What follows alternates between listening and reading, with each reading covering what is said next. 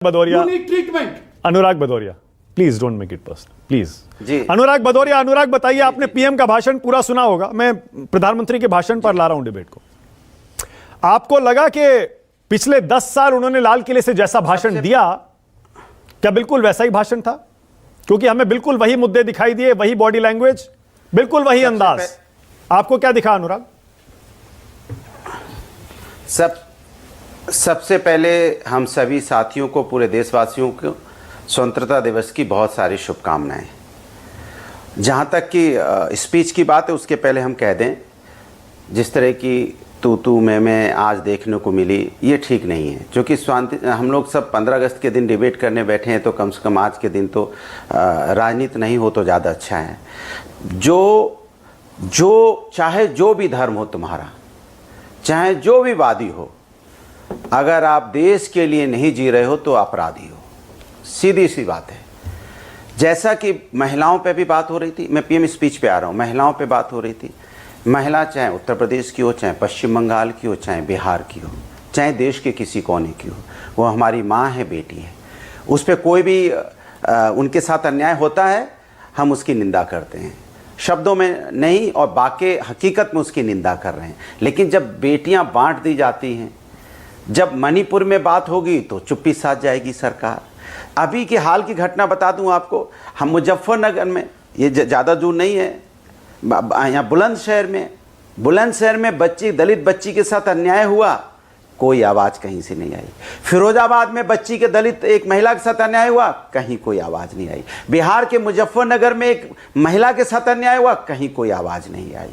इस तरह से जब आप बच्चियों को बांट दोगे, उस पर नहीं बोलोगे, सेलेक्टिव, अगर जहां भारतीय जनता पार्टी की सरकार नहीं है वहां भी अगर बच्चियों के साथ अन्याय होता है तो हम कहते हैं गलत हो रहा है।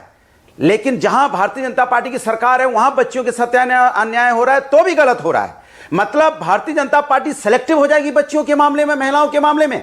जहां बीजेपी की सरकार है वहां बच्चियों पे अन्याय हो, चाहे कन्नौज की घटना हो, चाहे कोई भी घटना हो, अगर वहां बच्चियों के साथ अन्याय होगा तो आप विपक्ष पे डाल दोगे। विपक्ष का नेता है, विपक्ष की बात है, विपक्ष क्या कर रहा है? अरे भैया, वहां सत्ता आपकी है, कानून व्यवस्था आपकी है। आप क्यों नहीं कन्नौज की बेटी को बचा पाए? आप क्यों नहीं बचा पाए यहाँ पे बुलंदशहर की बेटी को? क्यों नहीं आप हथरस की बेटी को बचा पाए? क्यों नहीं फिरोजाबाद की बेटी को बचा पाए? क्यों नहीं आप उन्नाव की बेटी को बचा पाए? क्यों नहीं बचा पाए? तो बिल्कुल एग्जैक्टली वही कर रहे हैं। एक सेकंड आ रहा हूं।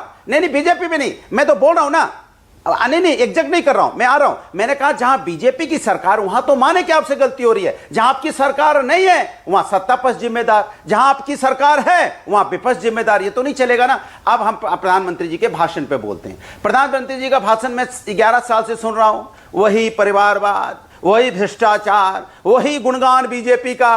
परिवारवाद बीजेपी में भरा पड़ा है, हर बार लाल किले से भाषण होता है परिवारवाद के खिलाफ, और सत्ता बनानी होती है जब महाराष्ट्र में तो आ जाओ शिंदे फैमिली, आ जाओ आ जाओ आ जाओ आ जाओ अजीत पवार जी, आ जाओ आ जाओ। भ्रष्टाचार का आरोप लगा तो क्या है, वो हमने जो भी बोला हो, आइए हमको सरकार बनानी है, आइए, आपको कोई बात नहीं, बादल जी आइए, आपके साथ भी रहें, दोबारा भी जरूरत पड़ेगी तो आ जाएंगे। पीडीपी के साथ, जिनको अलगाववादी पार्टी बोलते हैं, वहां अगर कश्मीर में सरकार बनानी थी परिवारवाद, आइए आइए मुफ्ती आइए आइए, मिलते हैं साथ में। चौटाला जी हरियाणा में सरकार बनानी, चौटाला जी आइए, कोई परिवारवाद नहीं, आइए आइए। सरकार बनाने में परिवारवाद नहीं, सरकार नहीं रहेगी, उत्तर प्रदेश के अंदर आ जाइए, अपना दल पूरा परिवारवाद है, लेकिन उसके साथ सरकार चलाएंगे।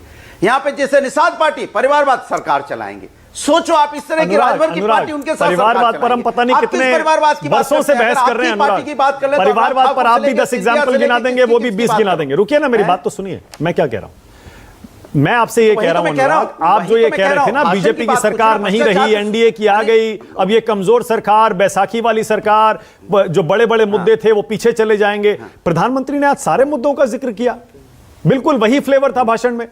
One nation one election, common civil code, भ्रष्टाचार, परिवारवाद, रुकूंगा नहीं, किसी को नहीं छोड़ूंगा, सब बिल्कुल वही बॉडी लैंग्वेज, सब बिल्कुल सेम है। वही तो जिस पे बात होती, वही तो मैं कह रहा हूं, कुछ नया नहीं। जो बोला महिला अत्याचार, वो बढ़ता चला गया देश के अंदर में। जो बोला भ्रष्टाचार, तो भ्रष्टाचार की सीमा आप मानक जी सोच नहीं सकते पूरे देश में। भ्रष्टाचार में अखंड डूबी हुई है भारतीय जनता पार्टी। आप मेरा सवाल डक कर रहे हैं बार बार। भारतीय जनता पार्टी के नेता भी कहने लगे, तभी तो उत्तर प्रदेश में भी आप मेरा जवाब ही नहीं दे रहे अनुराग। क्या बताइए? मैं पूछ रहा था, आप उम्मीद कर रहे थे, आप दुआ कर रहे थे, या आप एक्सपेक्ट कर रहे थे कि आप एक कमजोर प्रधानमंत्री को लाल किले पर देखेंगे, जो विवादित मुद्दों के बारे में नहीं बात करेंगे?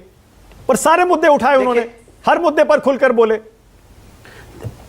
वही तो मैं कह रहा हूं, अरे नई बात बताने को नहीं है ना। 11 साल से एक ही बात को तो रिपीट हो रहा है, तभी तो हार रहे ना 240 पे। अच्छा ठीक है, हो गया वाजपेयी। उत्तर प्रदेश में 33 पे आ गई। अच्छा वाजपेयी जी, इनका सिस्टम इतना मजबूत था नहीं, 3 पे आ जाती। अगर ये प्रशासन का दुरुपयोग नहीं करते और इलेक्शन कमीशन वगैरह इधर उधर की बातें ना करके, नहीं तो 3 से ज्यादा नहीं आनी थी। सबसे ज्यादा दोनों मुद्दों पे आपकी राय। आज की डेट में अनुराग, ओके वाजपेयी।